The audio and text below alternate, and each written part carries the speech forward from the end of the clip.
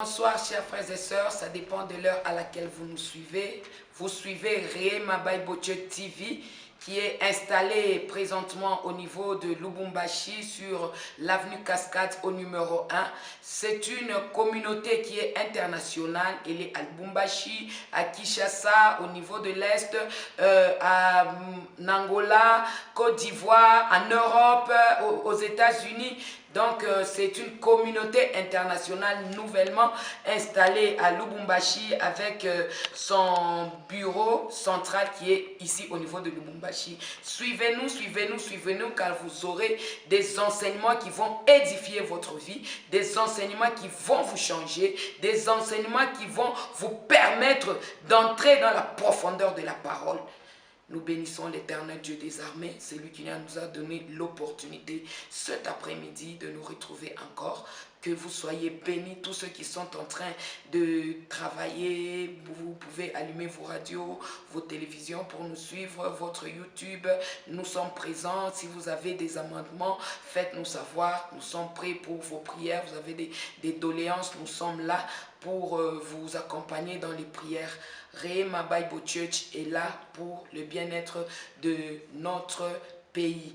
Nous disons que notre numéro est plus 243 99 350 82 57. Si vous voulez nous joindre, vous pouvez nous joindre sur notre page Facebook ou encore sur notre numéro de téléphone. Nous sommes aussi sur WhatsApp. Soyez bénis, peuple de Dieu.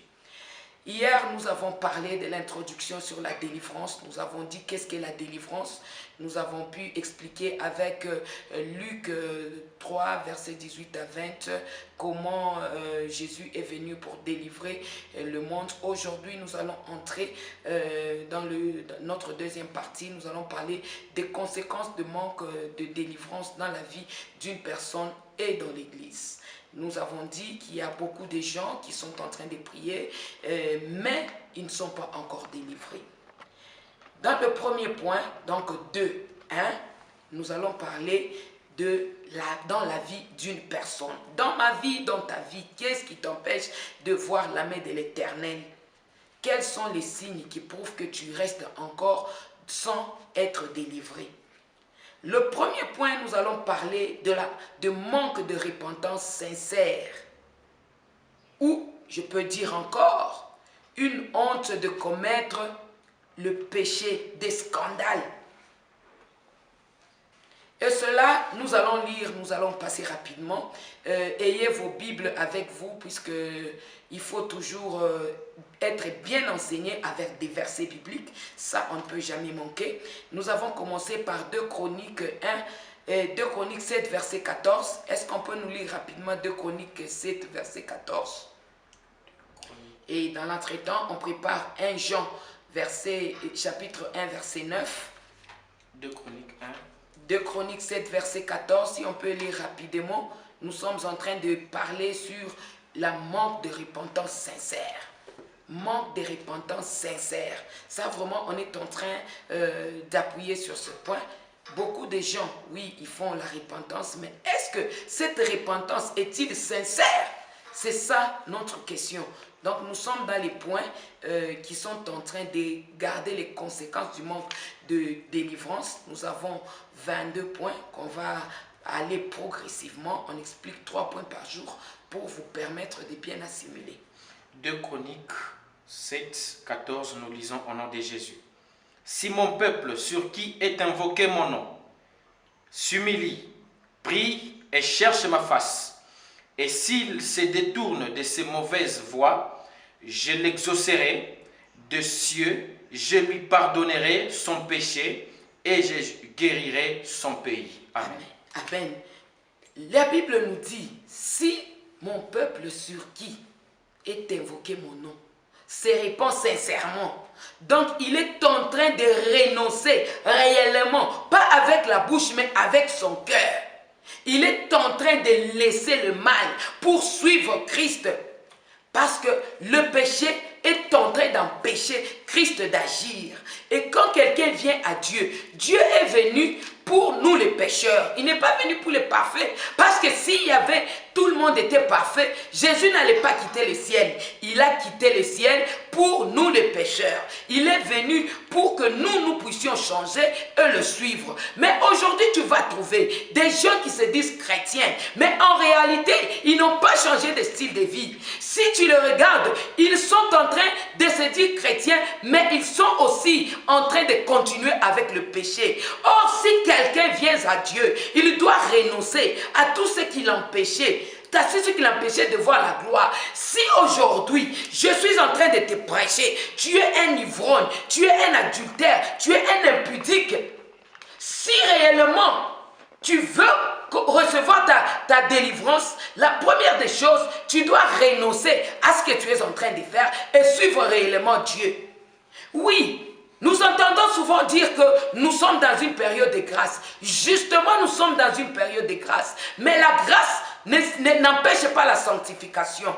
Parce que quand nous sommes à Christ, nous sommes devenus de nouvelles créatures. Ce que tu faisais dans le temps passé, en tant qu'homme mondain, doit être différent de ce que tu dois faire en tant que chrétien. Le scandale est arrivé, le scandale est entré jusque dans l'église, là où tu trouves les serviteurs de Dieu qui sont en train de prêcher. Au lieu de mettre en pratique la parole de Dieu, ils sont en train de commettre eux-mêmes le même péché. Nous savons que nul n'est parfait, mais en tant que serviteur, en tant que pasteur, en tant qu'évêque, nous devons être différents de ceux qui sont dans le monde. Nous sommes dans le monde, mais nous ne sommes pas de ce monde, parce que nous sommes appelés à vivre la sanctification dans ce monde. Nous sommes appelés à vivre la sainteté dans ce monde. Nous sommes appelés à être différents, parce que Jésus-Christ lui-même, il a dit, il était sur la terre, il a vécu comme un homme, mais la Bible témoigne qu'il n'a jamais péché.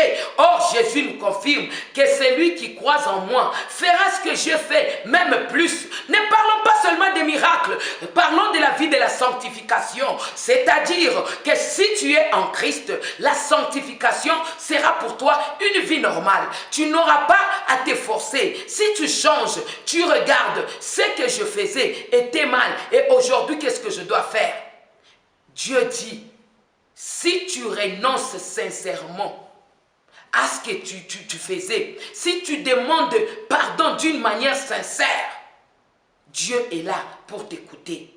C'est-à-dire, si dans ta vie, il n'y a pas la délivrance, nous avons comme répercussion le manque de repentance sincère entraîne une autre façon de captivité. Tu seras toujours dans la captivité et tu ne seras pas délivré. Pourquoi? Parce que tu n'as pas eu à renoncer. Le péché est en train de te garder dans la captivité. Tu n'as même pas honte de commettre des scandales.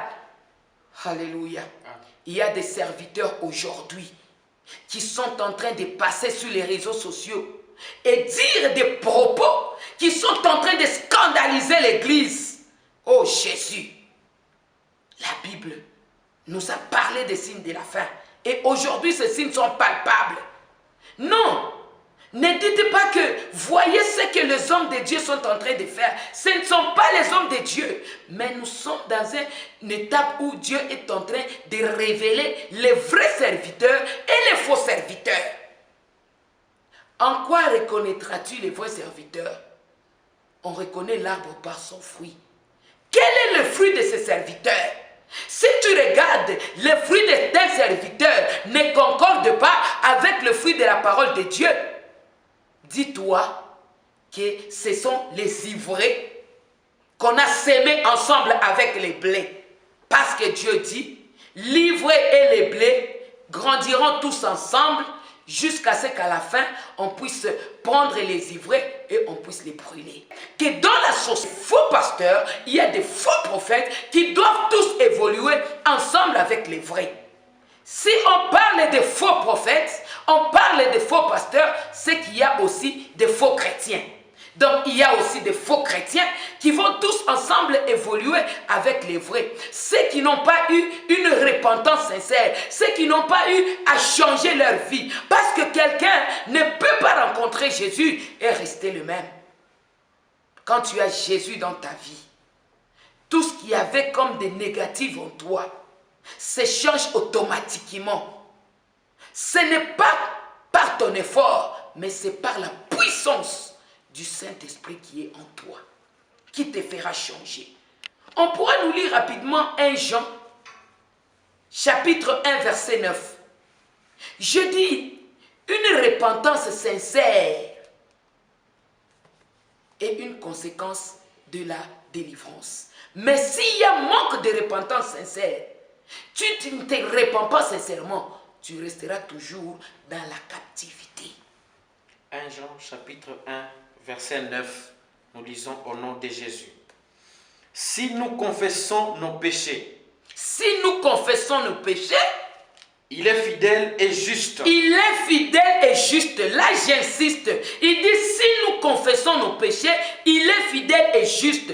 Comment peux-tu rester dans la captivité au moment où tu te dis être délivré?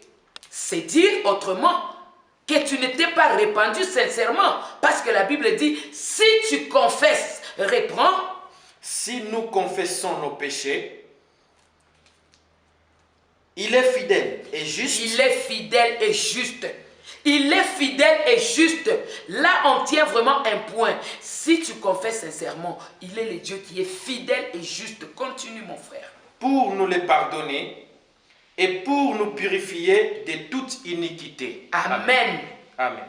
Pour nous purifier, pour enlever à nous tout ce qu'on a comme iniquité. Hier, on a parlé de la délivrance. Quelqu'un qui est délivré, il est en train de quitter une captivité. Ce qu'il n'était pas à mesure de faire, il sera à mesure de le faire. Parce que tous les liens vont tomber. Ce qui était en train de gêner sa vie va tomber. Si toi, c'était le péché qui gênait ta vie, lorsque tu vas revenir à Dieu, te répandre sincèrement, Dieu sera là, il va te purifier et il va te rendre agréable devant lui. Tu auras honte de commettre les scandales. Pourquoi? Parce que tu es délivré. Mais lorsque tu n'es pas délivré, même quand tu commets des scandales, tu ne te gênes pas. Même quand tu passes sur les chaînes, tu es en train de scandaliser le peuple. Pour toi, tu trouves que c'est normal. Voyez là le signe de manque de délivrance. Pour les individus et pour aussi l'Église, cela est valable. Nous avons parlé de manque de repentance sincère, ni honte de commettre les scandales. Ça, c'était le premier point dans la vie d'une personne qui n'est pas délivrée. Donc, une personne qui manque une délivrance. On va parler de la conversion réelle. Conversion réelle. Une personne qui n'est pas délivrée, il manque aussi une conversion réelle. C'est-à-dire, cette personne pourra chaque jour aller à l'église. Mais en lui, il n'est pas encore converti. En lui, il n'est pas encore en train de suivre les prescrits de Dieu. Parce que quelqu'un qui est converti, il est en train de suivre les prescrits de Dieu. Qu'est-ce que Dieu veut que je fasse? Qu'est-ce que Dieu veut que je sois? Nous allons lire dans Romains 12, 2. Manque de conversion réelle. Oui, beaucoup de gens aujourd'hui disent, nous, on est convertis. Nous, on n'est plus les mêmes. Est-ce que es-tu en train de faire la volonté du Père? On peut nous lire Romains 12, verset 2.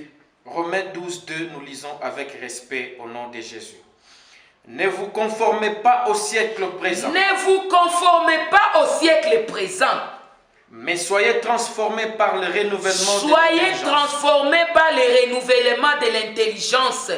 Quelqu'un qui a une conversion réelle, il est transformé par le renouvellement de l'intelligence. Christ est en train de le transformer. Si ton intelligence était bourrée, Dieu va transformer ton intelligence afin que tu puisses le suivre selon ses prescrits, selon ses lois, selon sa volonté. Parce que tu ne seras plus dans le monde, Mais tu es dans le monde, tu ne vis plus comme ceux qui sont dans le monde. Comment tu es dans le monde? Tu ne vis plus comme ceux qui sont dans le monde. Ceux qui sont dans le monde ont tendance à fréquenter des boîtes, à voir les choses de la terre, l'amour de l'argent. Mais toi, quand tu es en Christ, Dieu va enlever en toi tous ces désirs. Nous continuons. Afin que vous discerniez quelle est la volonté de Dieu. Amen. Afin que vous discerniez. Quelqu'un qui est converti, il doit voir quelle est la volonté de Dieu dans ma vie. Qu'est-ce qui est primordial pour moi? Comment dois-je faire pour être meilleur? Comment dois-je faire pour plaire à mon Dieu? Quelqu'un qui est converti, il commence d'abord faire lui-même un examen de conscience, de sorte à ce qu'il puisse enlever en lui tout ce qui était en train de les garder dans la captivité. Tout ce qui faisait que cette personne manque d'être délivrée. Nous sommes en train de parler des conséquences du manque de délivrance dans la vie d'une personne. On chute. Ce qui est bon, agréable et parfait. Amen. Amen. Quelqu'un qui s'est converti réellement, il va voir ce qui est bon, agréable, et c'est ce qu'il fera. Pourquoi? Pour plaire à Dieu. Parce que quand tu étais dans le monde, ce que tu faisais, ce n'était pas pour plaire à Dieu, mais c'était pour te plaire à toi-même. Autrement dit, les désirs de la chair doivent être brisés. Comme il y a les désirs de la chair, c'est pour satisfaire les satans. Donc si tu es délivré, tu vas quitter tous ces désirs charnels. Tu vas faire ce qui sera agréable à Dieu. Tu vas faire quelque chose pour plaire à ton Dieu. Et non pas pour te plaire toi, mais pour plaire à ton Dieu. Parce que les désirs charnels sont en opposition avec les désirs de Dieu. Ce que le corps peut vouloir faire n'est pas obligatoirement ce que Dieu veut que tu fasses. C'est pourquoi, quand nous voyons l'apôtre Paul qui est en train de dire « le mal que je ne veux pas faire ».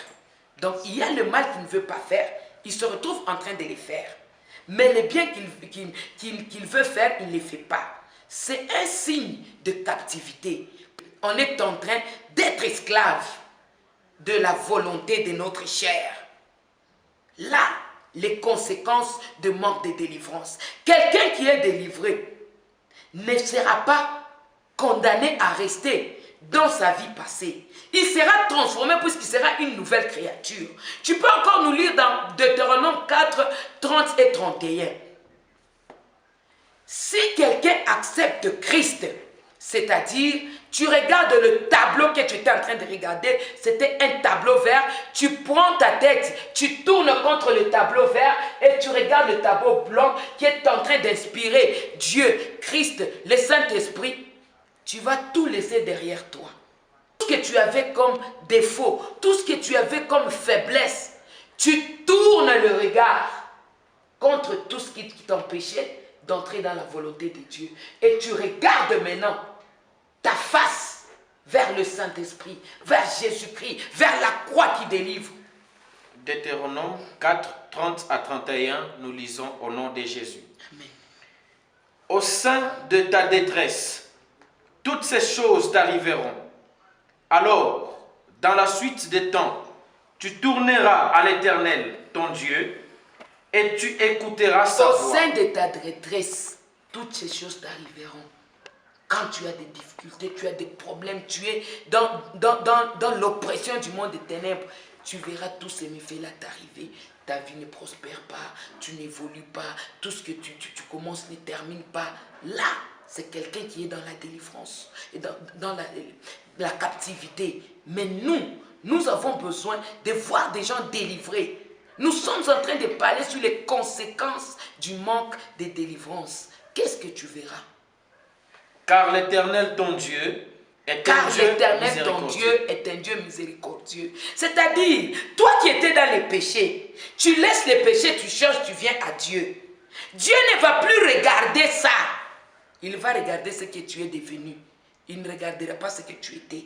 Si tu changes et que tu tournes ton regard vers Jésus-Christ, tu tournes ton regard vers Dieu, il est miséricordieux.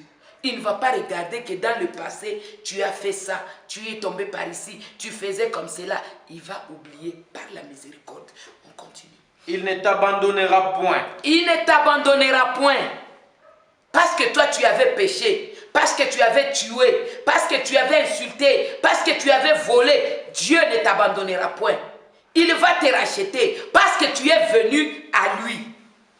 Il ne te détruira point. Il ne va pas te détruire parce que Dieu t'appelle tel que tu es. Et tel que tu es, il est appelé à faire encore un pas de plus avec toi. Ce n'est pas que quand tu viens chez Dieu, comme tu avais des péchés, comme tu avais des transgressions quelque part, Dieu va commencer, oh, comme il a des transgressions, je vais le détruire. Non. Il est un Dieu miséricordieux. Il ne va pas te détruire. Il te prend en charge et essaye de t'amener en avant. Il n'oubliera point l'alliance de tes pères. Il ne va pas oublier l'alliance de tes pères. Il a dit, celui qui croit en moi, lui, même les générations futures, il les protégera. L'alliance a été faite avec Abraham.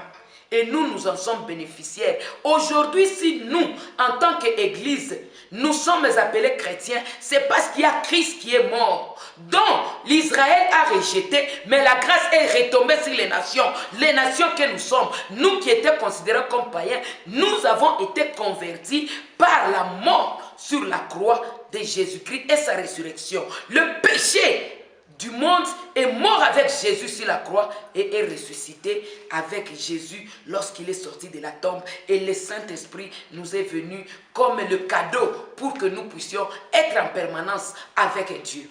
Si quelqu'un veut changer sa vie, il doit commencer par renoncer à tout ce qui est ancien. Les gens sont dans l'église, mais ils ne sont pas convertis. Ils ont accepté Christ, mais ils ne sont pas en train de faire la volonté de Christ. C'est ce qu'on appelle manque de conversion. Nous voyons aussi les gens qui sont en train d'ouvrir les portes aux péchés multiples. Les conséquences du manque de délivrance dans la vie d'une chrétienne peut amener quelqu'un à ouvrir les portes aux péchés multiples. Nous allons lire dans 1 Corinthiens, chapitre 6, 9 à 10. Les portes. Tu vois que si je suis en train de côtoyer peut-être une telle ou telle autre personne, comme il est toujours dans la boisson, c'est un alcoolique, je finirai toujours aussi par être alcoolique. Mais toi-même, tu ouvres cette porte, tu es en train de côtoyer une personne qui ne va rien t'ajouter dans la vie. Au contraire, de là où tu es, il va te rabattre. Nous allons lire 1 Corinthiens 6, 9 à 10, nous lisons au nom de Jésus. Amen. Ne savez-vous pas que les injustes n'hériteront point le royaume des Ne dieux? savez-vous pas que les injustes n'hériteront pas le royaume des cieux? Toi tel que tu es, tu vois quelqu'un qui n'est pas digne, quelqu'un qui n'est pas juste, quelqu'un qui n'est pas en train de suivre correctement la parole de Dieu. Tu te permets d'être d'abord en amitié avec lui pour aller faire ce qu'il est en train de faire. Tu peux le chercher pour le ramener à Dieu. Mais toi, quand il va dans les boissons, quand il va dans l'impudicité, tu vas avec lui pour que tu tombes. Donc toi-même, tu es en train de t'ouvrir les portes. On peut continuer. Ne vous y trompez pas. Amen. Ni les impudiques, ni les idolâtres, Amen. ni les adultères, Amen. ni les efféminés, ni les inflammes, ni les voleurs, ni les cupides, ni les ivrognes, ni les outrageux, ni les ravisseurs n'hériteront pas le royaume de Dieu. Amen, amen. Nous allons chuter par là aujourd'hui. Ni les impudiques. Donc ne crois pas que quand tu es en train de prier, chaque jour tu es en présence de Dieu. Mais dans ta vie, tu es impudique. Dans ta vie, tu détruis la vie des gens. Dans ta vie, tu es un voleur. Dans ta vie, tu es un menteur. Écoutez mon frère, tu vas passer tout ton temps à prier, à entrer dans l'église, mais sache que tu n'hériteras pas le royaume des cieux. Donc ceux qui n'ont pas la délivrance, ceux qui ne sont pas délivrés, comme conséquence, ils n'hériteront pas le royaume des cieux. Il y a quelqu'un qui avait témoigné un jour qu'il était marié, il était normalement marié, mais un jour, il est allé avec une autre femme. Il était vraiment un pasteur, il priait Dieu réellement. Mais quand il est tombé, Dieu l'a révélé. Il était mort. Quand il était mort, il est revenu à la vie quelques minutes après. Et quand il était mort, qu'est-ce que Dieu lui a dit? Il a dit ceci: quand bien même tu es pasteur, mais comme tu es tombé dans l'impudicité, sache que les portes du royaume des cieux te sont fermées. Écoutez mes frères, ne vous contentez pas d'avoir des soi-disant pasteurs tombés dans les péchés. Vous vous consolez. S'ils tombent dans les péchés, c'est pour vous dire que ces gens-là n'hériteront pas le royaume des cieux. C'est ainsi que Matthieu nous dit. Vous viendrez le jour du jugement, vous direz: Seigneur, moi j'étais pasteur, moi j'étais prophète, moi j'étais ceci, cela. Dieu te dira: je ne t'ai jamais connu. Parce que même quand tu faisais cela, Dieu ne t'avait pas connu, puisque tu étais un pasteur impudique, puisque tu étais un prophète menteur, puisque tu étais un évêque qui était en train de tromper. Tout cela ne peut pas t'amener au ciel. Tu peux prier, tu peux prêcher, tu peux faire tomber les gens, tu peux délivrer les gens, mais ce n'est pas ça qui t'amènera au ciel. Puisque Dieu dit à ses disciples, lorsqu'ils étaient allés pour l'évangélisation, ils sont rentrés, ils ont dit: nous avons délivré, nous avons chassé les démons. Dieu leur a dit: ne soyez pas contents puisque vous avez chassé les démons, mais réjouissez-vous puisque votre nom est inscrit dans les livres de l'Alliance. Si votre nom est inscrit, là vous serez contents. Mais si vous délivrez les gens, si vous prophétisez et que vous n'êtes pas dans la volonté de Dieu, mes chers frères et sœurs, si vous allez chaque jour à l'église de 8 à 18, si vous êtes en train de prier sans cesse, mais aussi longtemps qu'en vous il y a le péché, ne vous consolez pas. Vous n'irez pas, vous n'entrerez pas dans le royaume des cieux. Nous sommes en train d'expliquer les conséquences du manque de délivrance. Ce qui arrive à quelqu'un qui est chrétien. Là, on n'est pas en train de parler de chrétiens. On ne parle pas de païens, on parle de chrétiens. Mais qui ne sont pas délivrés. Les chrétiens, donc ceux qui connaissent Christ, mais qui ne sont pas délivrés. Nous allons continuer prochainement. Aujourd'hui, on s'arrête ici. Que Dieu vous bénisse. Que Dieu puisse vous permettre de vivre la parole de Dieu dans la volonté de Dieu et non pas selon votre volonté. Pas être dans ce monde et être de ce monde. Nous pouvons être dans ce monde, mais nous sommes en train de nous comporter comme des hommes célestes. Soyez bénis, peuple de Dieu. Nous allons nous voir prochainement. Nous vous rappelons, c'est Rema Bible Church TV. Nous sommes en train de mettre à Lubumbashi sur l'avenue des Cascades au numéro 1. Et notre numéro, c'est plus 243 99 350 82 57. Vous allez nous suivre sur notre page Facebook. Vous pouvez aussi nous suivre sur YouTube. Vous pouvez aussi nous suivre sur le numéro et aussi sur WhatsApp. Si vous avez des problèmes, vous venez chez nous. Nous sommes là pour vous assister dans des prières. Soyez bénis, peuple de Dieu.